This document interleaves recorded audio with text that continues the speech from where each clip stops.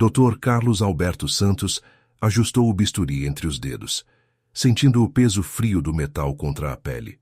O coração do paciente pulsava em suas mãos como um passarinho capturado, cada batimento ecoando no monitor com a regularidade de um metrônomo. A luz branca e estéril da sala de cirurgia do Hospital das Clínicas incidia sobre seu rosto cansado, revelando as linhas de fadiga que se aprofundavam a cada plantão. O cheiro penetrante de álcool e desinfetante misturava-se ao suor que escorria por sua testa, mesmo com o ar-condicionado funcionando a todo vapor. Pressão arterial estável, doutor, murmurou a enfermeira Ana Paula, sua voz abafada pela máscara cirúrgica. Seus olhos experientes acompanhavam cada movimento de Carlos, notando a precisão quase sobrenatural com que ele manipulava os instrumentos. Era como se o bisturi fosse uma extensão de sua vontade, deslizando pelos tecidos com uma maestria que poucos cirurgiões conseguiam alcançar, mesmo após décadas de prática. Carlos não respondeu imediatamente. Sua mente estava dividida entre a complexidade técnica da cirurgia cardíaca que realizava e o vazio profundo que consumia sua alma. Por fora, era conhecido como o cirurgião milagroso, aquele que salvava vidas quando outros desistiam. Por dentro, era apenas um homem de 42 anos, devastado pela ausência que moldara toda sua existência adulta. A válvula aórtica cedeu sob seus dedos hábeis, revelando o problema que trouxera o paciente até ali. Carlos trabalhou em silêncio, cada sutura um ato de redenção pessoal. Há 20 anos, desde que seu pai, Antônio Carlos Santos, desaparecera sem deixar rastros, ele dedicara sua vida a salvar outros, como se cada vida preservada pudesse de alguma forma compensar aquela que não conseguira proteger. O som monótono do monitor cardíaco era interrompido apenas pelo ruído suave dos aparelhos de ventilação. Carlos sentia o cansaço acumular-se em seus músculos, a tensão permanente que carregava nos ombros intensificando-se. Sua mãe, Dona Maria dos Santos, estava em casa em Vila Madalena, provavelmente sentada na cadeira de balanço, onde passava as tardes, olhando pela janela como se esperasse ver a figura familiar de Antônio subindo a rua íngreme. Doutor, tem uma emergência, disse seu Joaquim, o técnico de laboratório, aparecendo na porta da sala de cirurgia. Seus cabelos grisalhos estavam desarrumados, sinal de que viera correndo. Um morador de rua. Acidente grave na Marginal Tietê. O Dr. Sampaio disse que não vale a pena operar sem documentos do SUS, sem família conhecida. Carlos terminou a última sutura com movimentos mecânicos, seus pensamentos já se deslocando para a nova emergência. Dr. Gilberto Sampaio, o diretor clínico, era conhecido por sua frieza calculista. Para ele, o hospital funcionava como uma empresa, onde cada procedimento precisava ser justificado financeiramente. "Onde está o paciente?" perguntou Carlos, retirando as luvas cirúrgicas com gestos precisos. "No pronto-socorro, doutor. Mas o Dr. Sampaio foi claro, disse que seria desperdício de recursos", respondeu Joaquim, o desconforto evidente em sua voz. Carlos sentiu uma familiar pontada de indignação. 20 anos operando, salvando vidas, e ainda se deparava com essa mentalidade. Para ele não existiam casos com ou sem perspectiva. Existiam apenas pacientes, e por cada vida ele lutaria até o fim. Era uma promessa que fizera a si mesmo naquela manhã terrível, quando acordara, e descobrira que seu pai sumira durante a madrugada, deixando apenas um bilhete com palavras que nunca conseguira decifrar completamente. O pronto-socorro fervilhava com a agitação típica de um sábado à noite. Enfermeiros corriam entre macas. O cheiro de sangue e desespero misturava-se aos gritos de dor e às conversas apressadas dos profissionais. Carlos localizou rapidamente o paciente na maca do canto, onde geralmente eram deixados os casos considerados perdidos. O homem estava inconsciente, o rosto coberto de sangue seco e terra. Seus cabelos grisalhos estavam emaranhados, as roupas rasgadas revelavam um corpo magro e maltratado pela vida nas ruas. Carlos aproximou-se, seus instintos médicos já avaliando a gravidade dos ferimentos. Traumatismo craniano severo, múltiplas fraturas nas costelas, possível hemorragia interna. Mas havia algo mais. Uma sensação estranha e inexplicável envolveu Carlos enquanto observava o paciente. Era como se estivesse olhando para um espelho distorcido pelo tempo e pela vida dura. Seus dedos tremeram ligeiramente quando tocou o pulso do homem, sentindo o batimento cardíaco fraco, mas persistente. "Quantos anos ele tem?"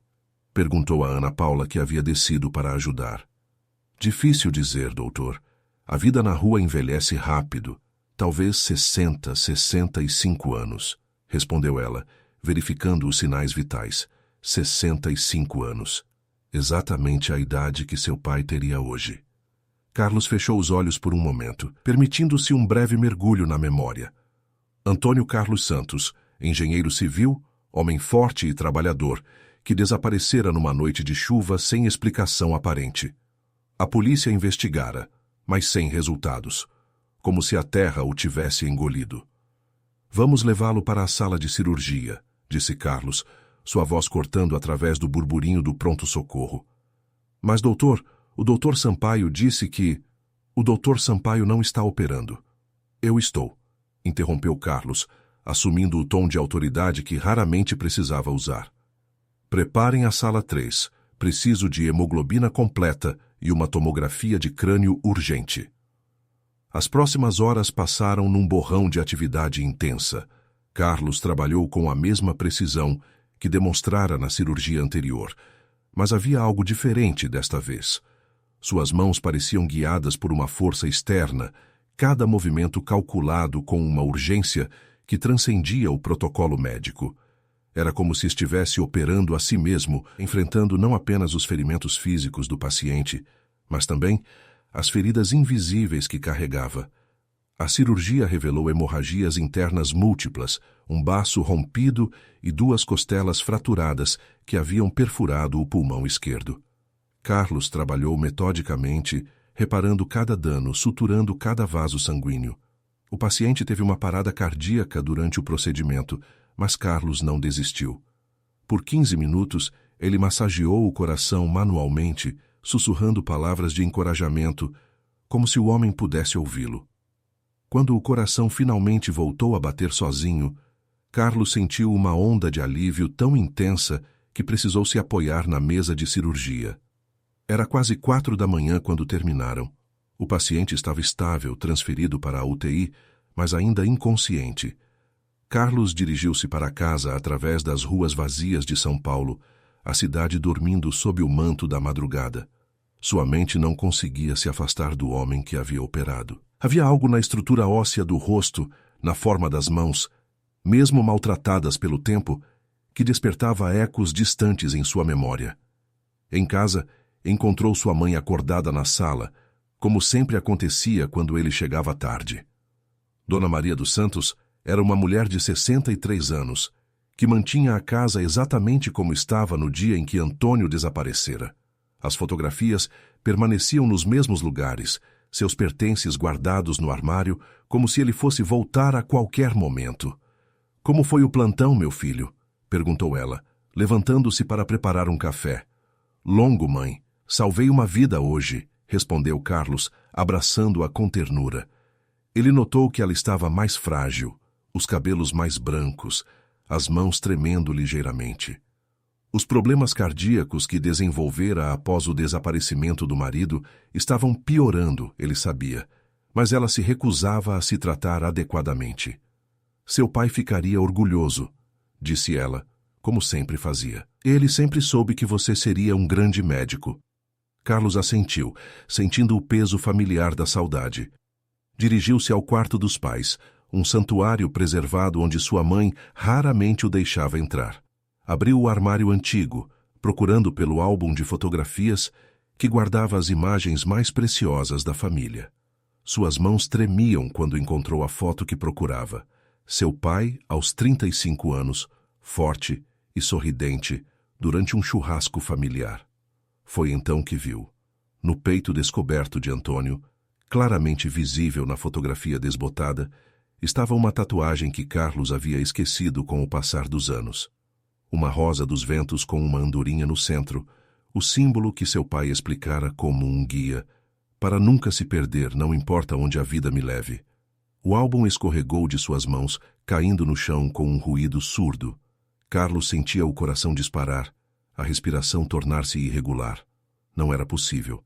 Não podia ser apenas coincidência. Mas a imagem estava gravada em sua mente.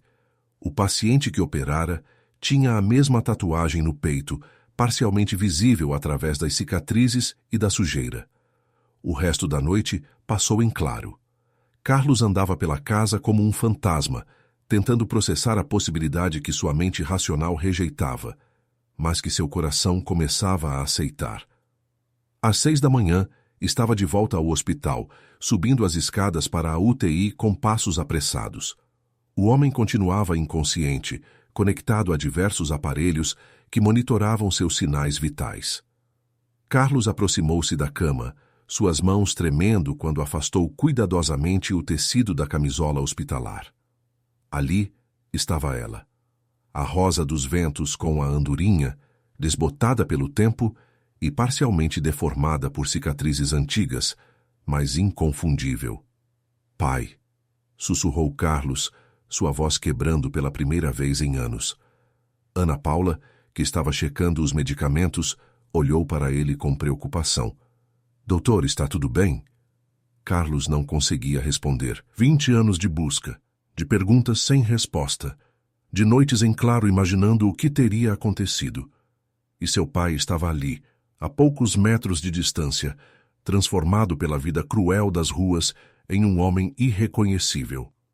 Preciso falar com o Dr. Sampaio, disse ele, finalmente tentando controlar a voz. O escritório de Gilberto Sampaio ocupava o último andar do hospital, com vista panorâmica para a cidade. O homem de 50 anos estava sentado atrás de uma mesa de mogno, revisando relatórios financeiros quando Carlos entrou sem bater. Carlos, que surpresa! Ouvi dizer que você operou aquele mendigo ontem à noite contra minha recomendação expressa, disse Sampaio, sem levantar os olhos dos papéis. Ele não é um mendigo qualquer, Gilberto. É meu pai. As palavras caíram como bombas no ambiente climatizado do escritório. Sampaio ergueu a cabeça bruscamente, seus olhos pequenos e calculistas, focando em Carlos com nova atenção. Seu pai... Carlos, seu pai desapareceu há 20 anos. Este homem é apenas mais um morador de rua que tem a mesma tatuagem, a mesma que meu pai tinha no peito. Uma rosa dos ventos com uma andorinha, interrompeu Carlos, colocando a fotografia antiga sobre a mesa. É ele, Gilberto. Não sei como, não sei porquê, mas é ele. Sampaio examinou a fotografia, sua expressão mudando gradualmente. Carlos observou-o com atenção, notando o suor que começou a formar-se na testa do diretor clínico, o tremor quase imperceptível em suas mãos. Bem, se é realmente seu pai, então, obviamente, o hospital fornecerá todo o suporte necessário, disse Sampaio, após um longo silêncio, sua voz assumindo um tom artificialmente solícito. Qualquer tratamento, qualquer procedimento que você julgar necessário. A mudança súbita de atitude despertou a desconfiança de Carlos, mas ele estava focado demais na situação de seu pai para analisar profundamente. Preciso fazer uma ressonância magnética do crânio. Suspeito que pode haver um hematoma antigo causando perda de memória. Claro, claro. Use todos os recursos que precisar, respondeu Sampaio, já pegando o telefone. Vou cancelar minha agenda. Este caso tem prioridade absoluta. Durante os dias seguintes, Carlos praticamente morou no hospital. A ressonância revelou o que ele suspeitava: um hematoma subdural crônico, resultado de um traumatismo craniano antigo que estava causando pressão no cérebro e afetando as funções da memória. Era uma condição tratável, mas exigia uma neurocirurgia delicada. Você não pode fazer esta operação, Carlos, disse Dr. Fernando Mendes, o neurocirurgião-chefe. Você é cardiologista, não tem experiência em neurocirurgia. Deixe que eu cuide disso. Não, respondeu Carlos com firmeza. Vou estudar, vou me preparar, mas sou eu quem vai operar. É loucura. Um erro pode matá-lo ou deixá-lo com danos cerebrais permanentes. Carlos olhou através da janela da UTI para o homem que jazia inconsciente na cama. Ele é meu pai. Passou 20 anos perdido e agora que o encontrei, Não vou deixar ninguém mais decidir seu destino. As próximas 72 horas foram as mais intensas da vida de Carlos. Ele mergulhou nos livros de neurocirurgia, assistiu a dezenas de vídeos de procedimentos similares, consultou especialistas via videoconferência. Ana Paula e Joaquim tornaram-se seus aliados silenciosos, fornecendo apoio logístico e emocional. Na manhã da cirurgia, Carlos estava no limite da exaustão física, mas mentalmente focado como nunca antes. Suas mãos não tremiam quando segurou o bisturi, apesar da magnitude do que estava prestes a fazer. A sala de cirurgia estava silenciosa, apenas o som dos aparelhos e sua própria respiração controlada. A primeira incisão revelou o crânio marcado por cicatrizes antigas. Carlos trabalhou com a precisão de um ourives, removendo cuidadosamente a seção óssea para expor o cérebro. O hematoma estava exatamente onde a ressonância indicava, uma massa escura de sangue coagulado, pressionando o tecido cerebral. Pressão intracraniana diminuindo, murmurou Ana Paula, monitorando os aparelhos. Carlos aspirou cuidadosamente o hematoma, liberando a pressão que há anos comprimia o cérebro de seu pai. Era um trabalho minucioso, cada movimento podendo significar a diferença entre a recuperação e a catástrofe. Suas mãos moviam-se como se tivessem vontade própria, guiadas por uma combinação de conhecimento técnico e amor paternal. A complicação surgiu quando uma artéria cerebral começou a sangrar. O monitor de pressão disparou alarmes e Ana Paula olhou para Carlos com preocupação evidente. Preciso de microcauterização, disse ele, mantendo a calma, mesmo sentindo o suor escorrer por todo o corpo. Joaquim, me passa a pinça número 3. Por 20 minutos cruciais, Carlos lutou para controlar a hemorragia. Suas mãos trabalhavam com movimentos milimétricos, cada segundo sendo crucial. Finalmente, o sangramento parou e ele pôde concluir o procedimento. Quando terminou, Carlos sentia-se completamente drenado. Havia colocado toda a sua força e esperança em cada movimento, operando não apenas como cirurgião, mas como filho. O homem na mesa de cirurgia estava estável, mas ainda seria necessário esperar para saber se a operação fora bem-sucedida. 3 dias depois, Antônio Carlos Santos abriu os olhos pela primeira vez em 2 semanas.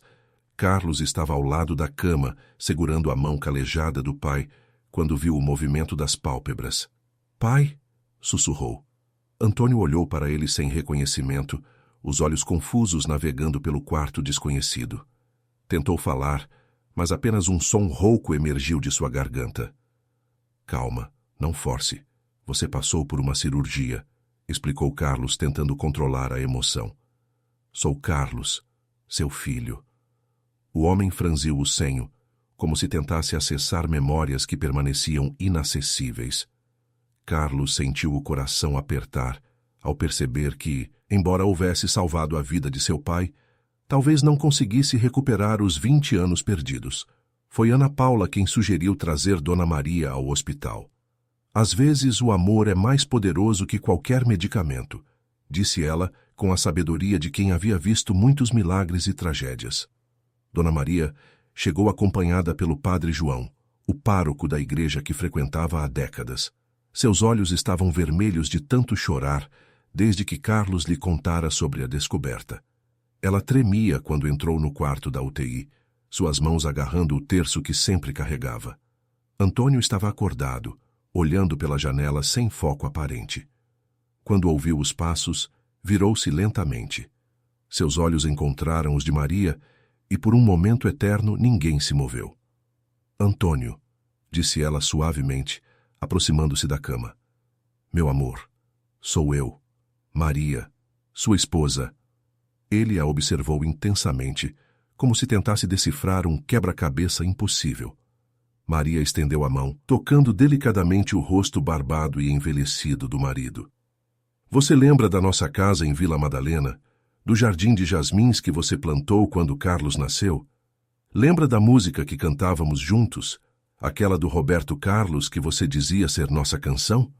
Lágrimas começaram a escorrer pelo rosto de Antônio, embora ele ainda parecesse não compreender completamente. Maria continuou falando, sua voz embargada pela emoção, contando histórias de uma vida compartilhada que ele havia esquecido.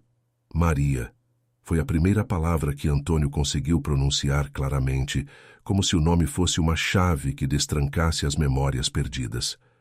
O momento foi mágico e devastador ao mesmo tempo. Carlos observou seus pais se reconectando através do amor que havia persistido, mesmo quando tudo mais se perdeu.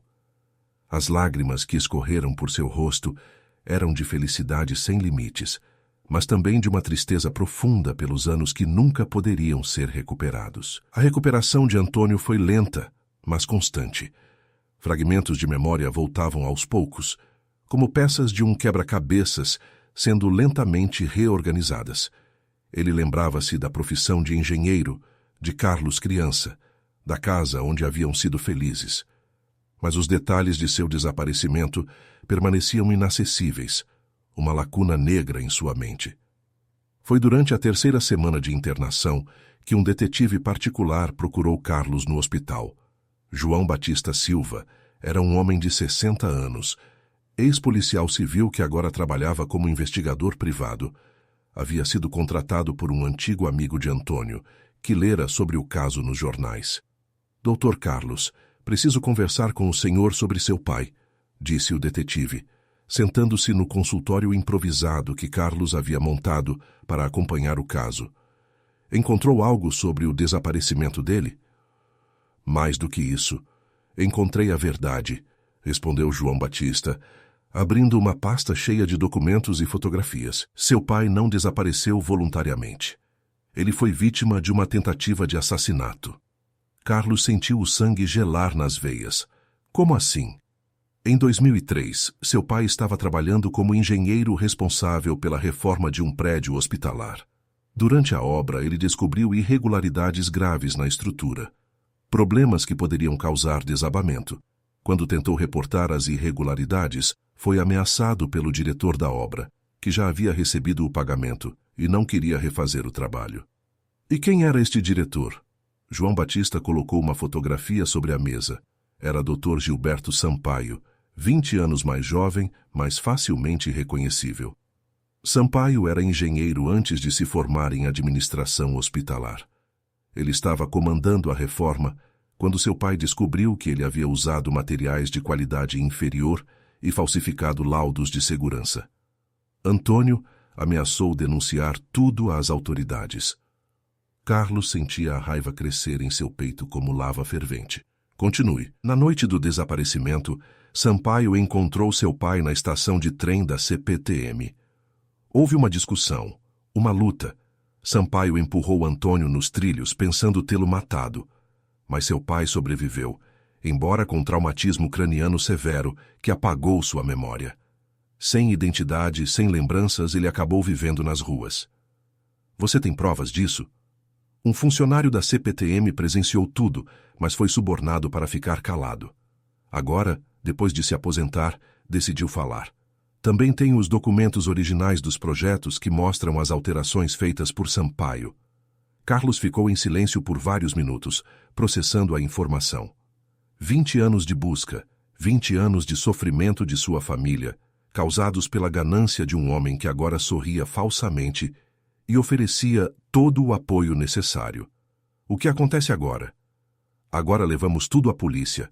Com o testemunho da testemunha e os documentos, temos um caso sólido contra Sampaio. A prisão de Dr. Gilberto Sampaio aconteceu numa manhã de terça-feira, enquanto ele revisava os relatórios financeiros em seu escritório.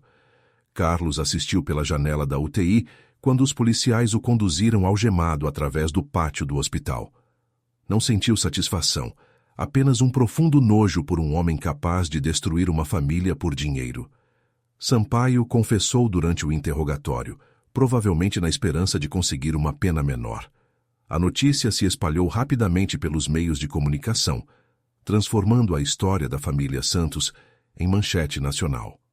Com Sampaio preso e a verdade finalmente revelada, a família pôde começar a se curar de verdade. Antônio foi transferido para um quarto particular, onde recebia fisioterapia e acompanhamento psicológico. Suas memórias retornavam gradualmente, embora algumas lacunas permanecessem. Dona Maria transformou-se durante esse período. As dores no peito desapareceram. Os medicamentos cardíacos foram reduzidos. Era como se a certeza sobre o destino do marido tivesse curado também suas feridas físicas. Ela passava os dias no hospital, contando histórias para Antônio, ajudando-o a reconstruir a ponte entre o passado e o presente. Carlos também mudou. A descoberta do pai trouxe-lhe uma sensação de completude que não experimentava há décadas, mas também despertou nele um novo propósito. Durante as semanas cuidando de Antônio, ele havia observado outros moradores de rua que chegavam ao hospital, muitos deles abandonados pela sociedade como seu pai havia sido. Foi então que conheceu doutora Olga Mendonça, uma psiquiatra especializada em população de rua que estava acompanhando alguns casos no hospital. Ela era uma mulher de 38 anos, cabelos castanhos sempre presos num coque prático, olhos gentis mas determinados. Sua paixão pelo trabalho social era evidente em cada palavra, cada gesto. Seu pai teve sorte de ter você, disse ela durante uma conversa na cafeteria do hospital. A maioria desses homens e mulheres não tem ninguém que lute por eles. Por isso, precisamos fazer algo, respondeu Carlos, sentindo uma conexão imediata com ela. Não podemos permitir que outras famílias passem pelo que passamos. A ideia da ONG surgiu naturalmente dessas conversas. Carlos usou parte da herança que havia guardado para investir em uma casa de apoio para moradores de rua em situação de vulnerabilidade. Doutora Olga juntou-se ao projeto, trazendo sua experiência em saúde mental. Ana Paula e Joaquim também se voluntariaram para ajudar nos finais de semana. 6 meses depois da cirurgia de Antônio, a Casa Santos foi inaugurada numa cerimônia simples em Cidade Tiradentes. Era um prédio modesto, mas equipado com dormitórios, consultórios médicos, cozinha comunitária e uma oficina onde os moradores poderiam aprender ofícios. Antônio estava presente na inauguração, ainda usando bengala devido aos problemas de equilíbrio resultantes do traumatismo cerebral, mas sorrindo como não fazia há décadas. Sua memória havia retornado suficientemente para que ele pudesse trabalhar como consultor de engenharia para pequenas reformas, um propósito que lhe devolveu a dignidade perdida. Este lugar representa tudo o que aprendi sobre segundas chances, disse Carlos durante seu discurso de inauguração. Meu pai passou 20 anos perdido e eu passei 20 anos procurando. Agora queremos garantir que nenhuma outra família precise passar por isso. Dona Maria estava na primeira fila, radiante, segurando a mão do marido. O padre João abençoou o local, aspergindo água benta nos cômodos enquanto rezava pela proteção dos futuros moradores. A cerimônia terminou com um churrasco no quintal da casa, onde os primeiros beneficiados do projeto confraternizaram com os fundadores e voluntários. Carlos observou a cena com satisfação profunda. Ali estavam pessoas que haviam perdido tudo, mas que agora tinham uma oportunidade de reconstruir suas vidas. Você salvou mais do que a vida do seu pai, disse doutora Olga, aproximando-se dele no final da tarde. Salvou a alma de muitas pessoas. Carlos olhou para ela, notando como a luz dourada do pôr do sol realçava seus traços delicados.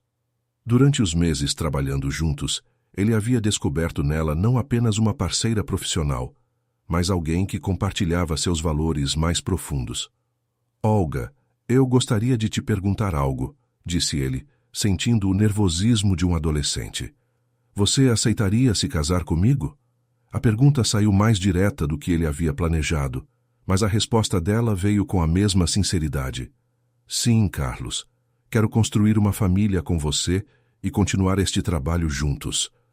O casamento aconteceu 1 ano depois, numa cerimônia íntima na igreja da Vila Madalena, onde Dona Maria havia rezado todos os dias durante os 20 anos de desaparecimento do marido. Antônio conduziu Carlos até o altar, seus passos ainda ligeiramente vacilantes, mas firmes o suficiente para cumprir o papel paternal que havia perdido por tanto tempo. Ana Paula foi a dama de honra, Joaquim, o padrinho.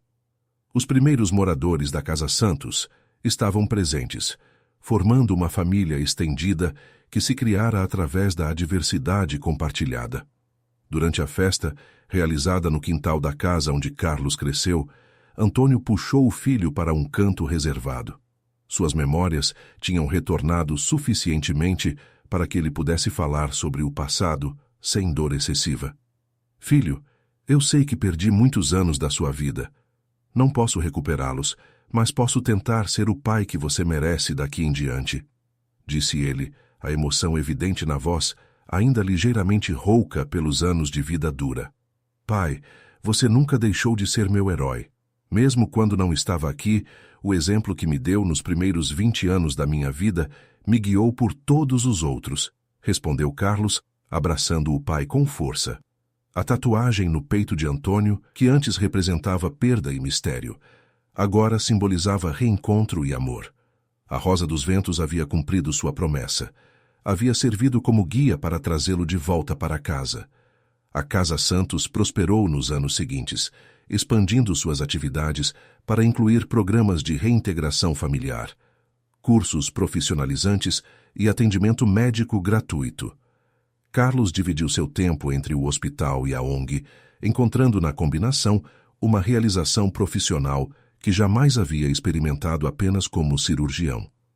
Doutora Olga desenvolveu um programa inovador de tratamento para traumas psicológicos em moradores de rua, que se tornou referência nacional. Ela e Carlos tiveram 2 filhos, Antônio, batizado em homenagem ao avô, e Maria Esperança, nome que honrava tanto a avó quanto o sentimento que havia tornado possível toda aquela jornada. Dona Maria recuperou completamente a saúde, os problemas cardíacos desaparecendo como se nunca tivessem existido. Ela se tornou a avó mais presente que as crianças poderiam desejar, enchendo a casa de Vila Madalena com o som de risadas infantis que havia estado ausente por tanto tempo. Antônio, apesar das sequelas do traumatismo, encontrou nova paixão ensinando matemática básica e noções de construção para os moradores da Casa Santos. Seus conhecimentos de engenharia, embora limitados pelas lacunas de memória, eram suficientes para ajudar pessoas a reconstruir não apenas suas vidas, mas também pequenas reformas em suas casas, quando conseguiam sair da situação de rua. Em uma tarde de domingo, 5 anos após o reencontro, a família Santos se reuniu para o tradicional almoço na casa de Vila Madalena. O aroma de feijoada pairava no ar, misturado ao perfume dos jasmins que Antônio havia replantado no jardim, agora mais viçosos do que nunca. As crianças corriam pelo quintal, suas vozes alegres ecoando pelas paredes que por tanto tempo conheceram apenas silêncio e saudade. Carlos observava a cena da varanda. Olga ao seu lado balançando suavemente o bebê no colo. O pequeno Antônio, de 3 anos, tentava ensinar o avô a jogar futebol, embora os reflexos do homem mais velho não fossem mais os mesmos de antes. Dona Maria saía da cozinha enxugando as mãos no avental, sorrindo ao ver o marido se esforçar para corresponder à energia do neto. Você já imaginou que chegaria a viver tudo isso? Perguntou Olga, interrompendo as reflexões do marido. Nunca, respondeu Carlos, passando o braço ao redor dos ombros dela. Há 5 anos, eu era apenas um homem vazio, operando por inércia. Hoje sou pai, marido, filho de novo. É como se tivesse nascido uma segunda vez. O telefone tocou, interrompendo o momento de contemplação. Era Ana Paula, que agora coordenava os turnos de voluntários na Casa Santos. Doutor, desculpe incomodar no domingo, mas chegou um caso que acho que vai interessar ao senhor. Uma mulher encontrou o marido desaparecido há 15 anos. Ele estava vivendo nas ruas, sem memória, exatamente como seu pai. Ela quer saber se podemos ajudar. Carlos fechou os olhos, sentindo a familiar pontada de emoção que sempre acompanhava casos como este. Claro, Ana, prepare tudo. Vou até lá ainda hoje. Outro caso como o do papai? Perguntou Olga, notando a mudança em sua expressão. Parece que sim. Uma família vai ter a chance de se reencontrar, respondeu ele, já mentalmente se preparando para deixar o conforto do domingo em família. Antônio se aproximou, tendo ouvido parte da conversa.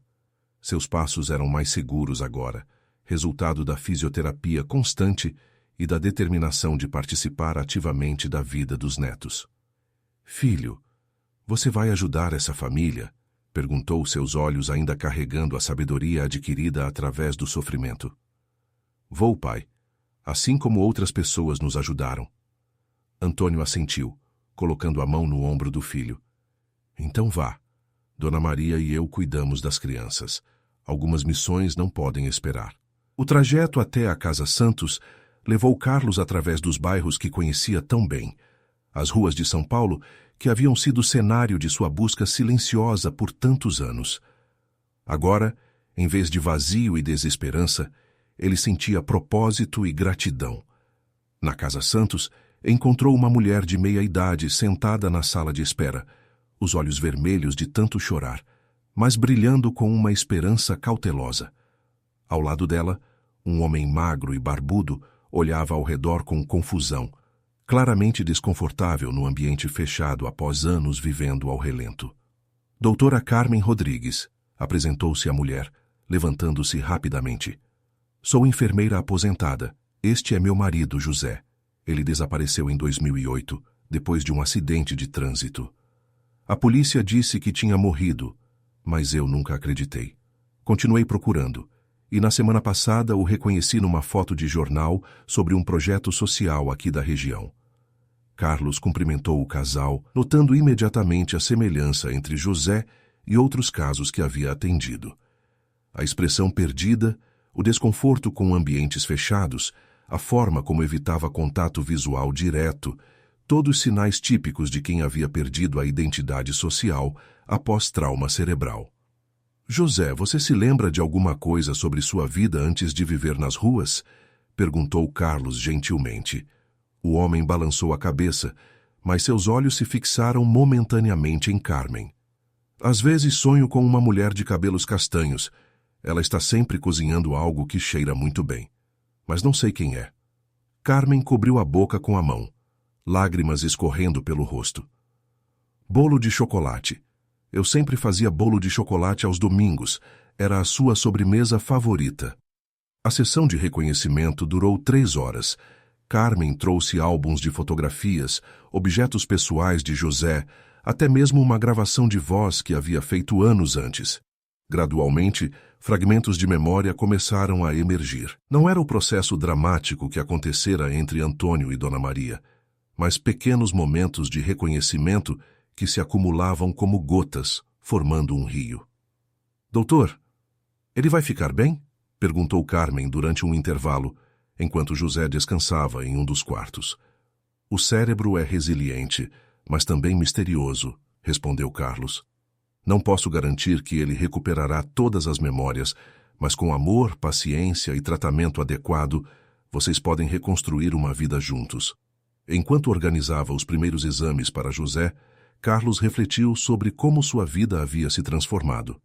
O menino que cresceu sem pai se tornara um homem que dedicava sua existência a reunir famílias separadas pelo destino cruel.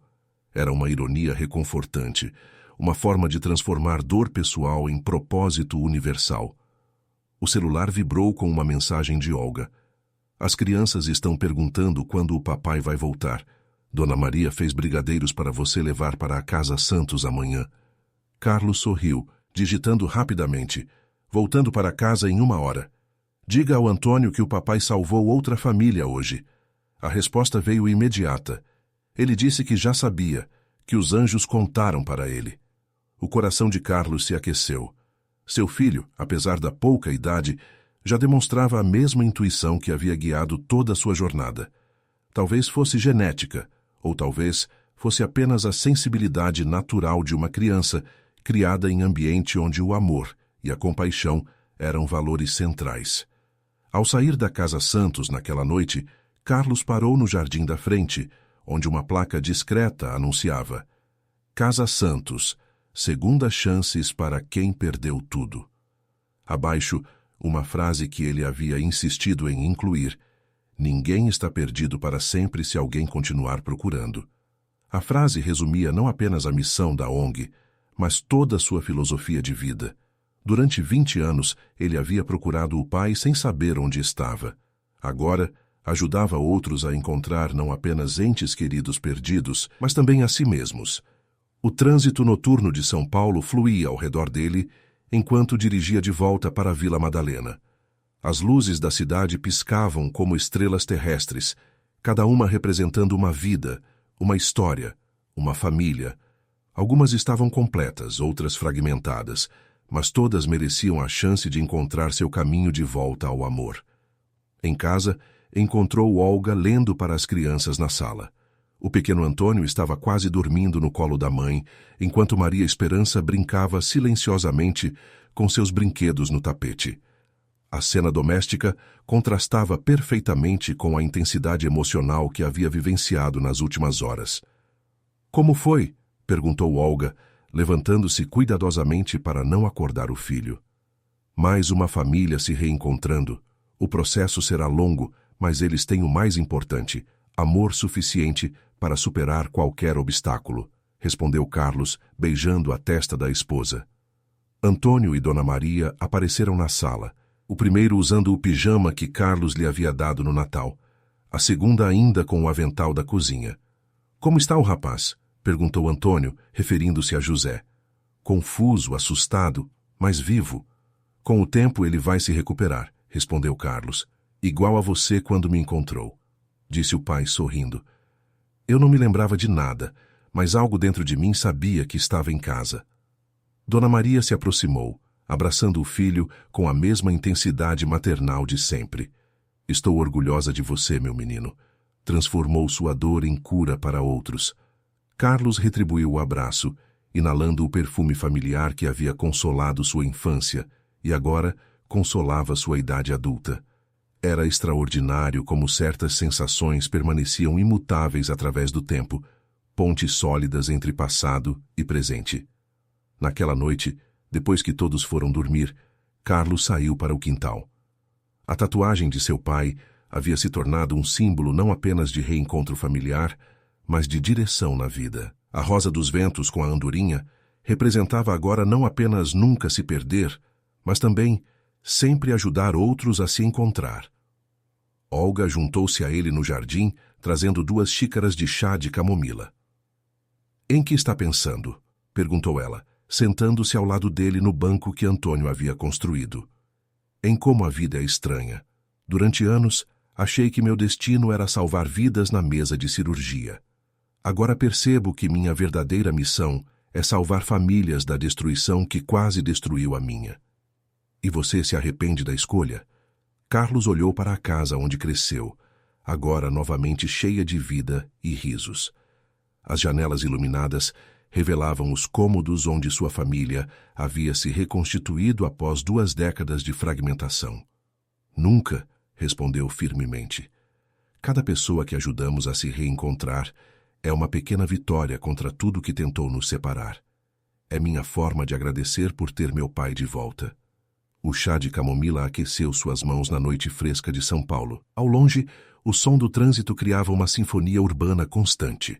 A trilha sonora de uma cidade que nunca dormia, onde milhões de pessoas buscavam seus próprios caminhos através da vida complexa e imprevisível. "Amanhã vou propor ao conselho da ONG que expandamos para outras cidades", disse Carlos. "Há muitas famílias perdidas por aí." "E você tem energia para tudo isso, além de ser pai e marido?" Carlos sorriu, lembrando-se do homem esgotado que era 5 anos antes. "Tenho toda a energia do mundo. Quando você encontra seu verdadeiro propósito na vida, o cansaço desaparece." Olga apoiou a cabeça em seu ombro, os dois observando as estrelas que conseguiam brilhar através da poluição luminosa da metrópole. Eram poucas, mas persistentes, como a esperança que havia sustentado sua família através dos anos mais difíceis. "Sabe o que acho mais bonito em tudo isso?" disse ela suavemente. "O quê?" "Seu pai passou 20 anos perdido, mas nunca deixou de ser pai. E você passou 20 anos sem ele, mas nunca deixou de ser filho. O amor verdadeiro transcende tempo e circunstâncias." Carlos assentiu, sentindo a verdade profunda daquelas palavras. A rosa dos ventos tatuada no peito de seu pai havia se tornado muito mais do que um desenho na pele. Era um mapa do coração, guiando-os através das tempestades da vida de volta para o porto seguro do amor familiar. Os anos seguintes trouxeram crescimento para a Casa Santos e para a família que a havia criado. José e Carmen se mudaram para um pequeno apartamento próximo à ONG, onde ele trabalhava como jardineiro voluntário e ela ajudava na cozinha comunitária. Outros casos similares chegaram: maridos perdidos, filhos desaparecidos, irmãos separados pelo destino cruel das ruas. Cada reunião familiar era uma celebração, não apenas para os envolvidos, mas para toda a comunidade da Casa Santos. Carlos instituiu uma tradição. Sempre que uma família se reencontrava, plantavam uma muda de jasmim no jardim da frente. O perfume doce das flores se espalhava pela vizinhança, anunciando silenciosamente que mais uma história de amor havia triunfado sobre a adversidade. A tatuagem de Antônio, que por tanto tempo representou mistério e dor, transformou-se no símbolo oficial da ONG. Reproduzida em camisetas, cartazes e materiais de divulgação, a Rosa dos Ventos com a andorinha carregava agora uma mensagem de esperança. Não importa quão perdido você esteja, sempre há um caminho de volta para casa. Em noites como aquela, sentado no jardim com Olga e observando a casa cheia de vida, Carlos compreendia que havia encontrado não apenas seu pai perdido, mas também a si mesmo. O cirurgião milagroso havia se transformado em algo ainda maior, um reunidor de famílias, um construtor de pontes sobre os abismos que a vida às vezes escava entre as pessoas que se amam. O aroma de saudade que por tanto tempo pairou sobre Dona Maria havia se transformado no perfume de jasmim que agora perfumava não apenas seu jardim, mas toda uma comunidade de pessoas que haviam aprendido que nunca é tarde demais para recomeçar, nunca é impossível demais para acreditar, e nunca é longe demais para voltar para casa.